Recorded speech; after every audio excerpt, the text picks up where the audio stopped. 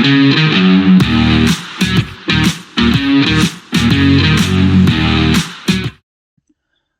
welcome back to the Supercoach Enough channel. In this video we're going to have a look at the round 9 preview for 2025 NRL Supercoach. So recording this on a Wednesday night. They've been on this week, so unfortunately I've had to sacrifice the draft video. So apologies for those that are interested in all things draft. Yeah, we'll get the round preview out of the way at the very least. I guess enough that you can see what the thoughts are. So we'll skip past there. We'll come back and look at my trades. I won't do the live trading thing just to try and save a bit of time. But the most popular trade-ins, trade-outs. So first of all, the trade-outs. And the top few, I think, all make sense. So Hiroti out injured, and Kaeliro is now back. So, he's made you 140k, which is all right. So you can cash him in. Thomas Cant dropped to the extended bench this week with, I think, Adam Elliott back in the fold. So, yeah, again, another one who's made 150k. It is time to move on to him. Tommy Jenkins made 200k, but, starting to leak a bit of cash, so probably one to jump off at this point as well. I mean, if you've got all of these guys, I'd probably rank them in this order too. So you could potentially use Jenkins this week, albeit, the Panthers team is struggling a bit, and since he's moved to the wing, he probably hasn't been as productive. Clint Gutherson at number 4, so I guess a few people jumping off after he's lost a lot of his value. I guess it's one of those ones, if you brought him in as a money maker, you probably should have already cashed out. If you brought him in as a keeper, probably wasn't the wisest move to begin with. But yeah, I guess if I owned him, I'd probably be looking to trade out. He doesn't play in the round 12 bye, so probably enough for me to move on. Lockie Hubner, so named on the bench, but every chance that he is a late inclusion. There's a bit of chat. Maybe Jai Arrow goes back out to the edge and Tallis Duncan goes on the bench and Hubner comes back in 13. But I guess if you are, there is a couple of options down and up. I guess if Hubner is your way to them, then it makes sense. Jaden Campbell, so I think there is a couple of cheap options that have come up at 5/8, so it makes a bit of sense. But I guess I'm going to try and hold as long as I can. Have a bit of a look at a couple of the options and just see how it pans out before committing. Casey McLean, not named, dropped, I think, on form, so it's made 100k, but yeah, probably one to move off of.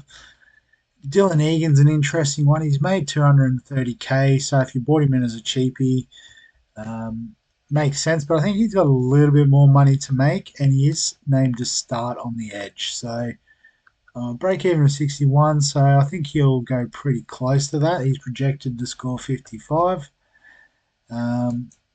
But yeah, I guess again, sort of like Hubner, if he's the one you've got to trade to upgrade, probably is the way to go. I don't think if you're downgrading that, you'll be able to replicate his point scoring potential. Max Plath, so it looks like he is out with that foot injury, although it does say he should be back next week. Yeah, might be one to jump off just because it's a bit uncertain. And Kalen Ponga is probably a hold, given he's got to come back into form at some point. And you've already lost 250k if you had him from the start. So, yeah, it's probably too much value to throw away. In terms of the trade-ins this week, Robert Derby at number 1. I do understand that he's going to make some money, but you wanted to be on last week when he made that 80k. He's already made 150k. I don't know if he gets to 500. Maybe 400 to 450. And it's probably not enough for me to justify bringing him in. Number two, though, I do like Bo Fermor this week. 550k negative break even after his monster score. So a few people might say, "Oh, chasing points," but he is a 600k option, and as long as he keeps playing second row, which given they've dropped Dave Fafita, I think his job security there is rock solid. Um, you know, he'll uh, he'll justify that. There is a bit of a rumor he's in the frame for Origin for Queensland, but the Titans don't play around 12 anyway, so I'm happy to bring him in. Worst case scenario is he jumps up back over 600k, and then we have to move him on potentially. Hugo Savala, I probably have as the cheapie of the week. I don't think he's like going to explode in price. It's definitely a slow burn option. But, we have hyped up the Roosters' great buy schedule, and obviously the dual position could come in handy as well. So I do like Savala as a trade in. Scott Drinkwater, so if you're able to work around him not playing round 12, I think he is a great buy. Swapping him for Gutho is great. Going up there from Ponga, I don't like it so much, but I understand it. Going up from Myongi, yes. I don't know who else would trade. Maybe getting rid of Reece Walsh, yes. But yeah, that's not the worst shout at fullback. Dylan Lucas, if you can afford him, absolutely bring him in. Sort of what we said for Bo Fermor. I think most people go on Fermor just because he is 100k cheaper. Definitely makes that move a lot more feasible. But the Knights have really great buy coverage. They don't even have a buy, I think, until round 18. So if you can get Lucas in, highly recommend. James Tedesco, he's almost bounced back to his starting price, but he's in good form. If Dylan Edwards gets first crack at Origin, he'll be great through the buys. So I think it is worth the punt on bringing Teddy in. Billy Burns, so could have anywhere from 1 to 3 weeks of runway. Sort of like a Dylan Lucas, Bo Fermor situation here with Burns and Savala. I think if you're looking to generate points from that cheapie, then Burns is the better option. But Savala does offer you a 100k discount. So for me, Savala, I'm not playing either of these sort of cheapie options. Sandon Smith, so this one feels a little bit like chasing points. I did let him go previously. And actually, I've got him in my team. I was thinking of in fantasy, so I've got him. So I can't sort of can't gatekeep him and tell people not to bring him in. But at the same time, he's already at 500k. I don't know if he's a keeper. He's very good to hold during the Origin period.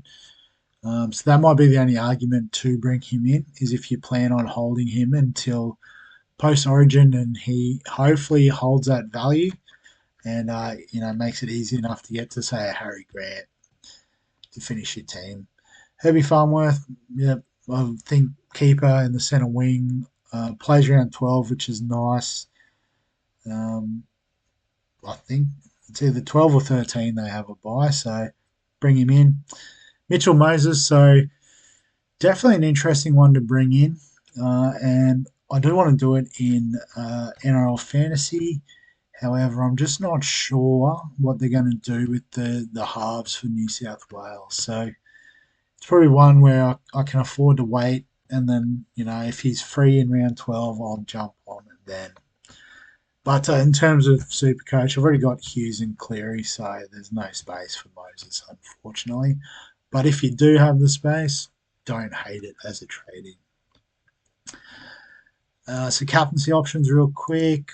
Top 10% know what they're talking about. Except they don't want to tell me. So I think, this is going to be a very popular captaincy option given their form. Terrell May, Payne Haas, take your pick. A few people brave enough to go with Cleary. Been burnt by him a couple of times, so steering clear.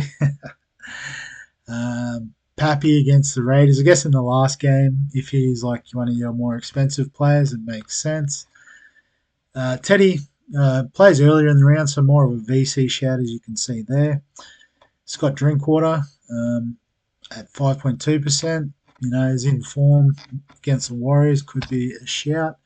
But again, plays a bit earlier in the week, so maybe a VC. Jacob Kiraz, I do like this punt against the Titans, given how many points they've been conceding Supercoach wise. And I guess they do play fairly late in the round too. So if you do want to involve him, it may have to be as captain, which is ballsier than me, but I absolutely respect it. Kalen Ponga, surely he's got to bounce back at some point. So fair enough. Munster, Hines, Gutho, I guess for their price, you do expect them to do pretty well. Any different VCs? Not particularly. James Tedesco is popular. Pappy late plays in the last game of the round, so I think it's captaincy or nothing there. Nico Hines, very popular as a VC, plays in the first game, so that absolutely makes sense. But yeah, no real differences from the initial captaincy. I guess Marzu, Farnworth, even then, they're super pods there at 1% or even less in the case of Farnworth. So in terms of my team, not I think I've got it all set up the way I'm going. I'll just do the undos so you can see. So basically it's Cant and Jenkins out, Savala, Fermor in. So very much following the crowd. But as discussed in the last video, the round review from last week, it does give me more confidence in that centre wing. So these four are great. Would be happy to play Tamale based on matchups, but against the Storm, not a good matchup. So I think Ponga plays later, so I've just got him on the bench. He only plays in the first game, so locking him away nice and early. VC on Tedesco in that second game, and if he scores 128, we'll take it. So Hughes plays in the last game, so on the bench for Cleary. Horsburgh plays in that last game, so he's on the bench. And we'll give Sand Smith another crack. I think he technically plays before Wade Egan, but we'll just stick with what we've got there. So Payne Haas is captain against the Panthers. Think he'll be in for a big one, but wouldn't begrudge anyone going Terrell May. It's a flip of the coin. I think just at Suncorp, I'm backing Payne in. But we'll wrap the video up there. So as always, if you've got any questions, comments, thoughts, feel free to add them below the video. Give us a like if you enjoy the Supercoach content. Subscribe for all that fantasy sports content on the channel. And other than that, we'll catch you in the next one.